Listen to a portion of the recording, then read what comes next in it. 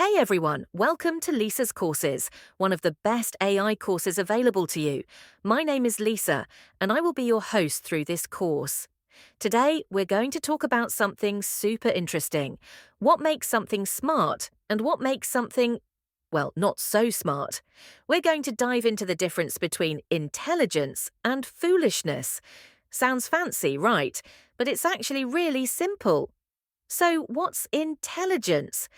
Imagine you're trying to solve a really tricky puzzle, like a Rubik's Cube or a hard math problem. You have to think, try different things, and learn from your mistakes. That's intelligence. It's about figuring things out, learning new stuff, and solving problems. It's using your brain to understand the world around you. Now, what about foolishness? Well, that's kind of the opposite. It's when you do something without thinking, and it leads to silly mistakes. Imagine someone trying to eat a rock. Ouch! That's not a smart idea, right? Foolishness is when you don't learn from what's happening and keep making the same mistakes. Let's look at a real example. Have you ever seen a dog play fetch? When you throw a ball, the dog runs, grabs it, and brings it back. That's intelligence. The dog has learned what to do. It understands the game and adapts. It gets smarter with practice.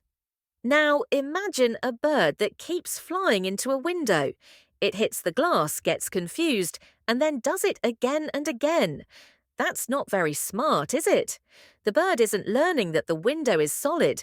It's repeating the same mistake. That's more like foolishness.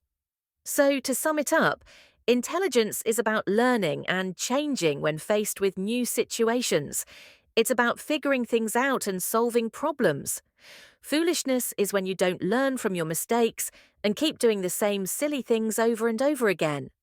We see these differences all around us, in animals, in people, and even in computers, as we'll learn later.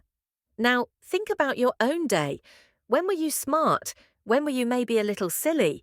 Keep that in mind because next time we're going to talk about how we can make computers smart too. Get ready for artificial intelligence.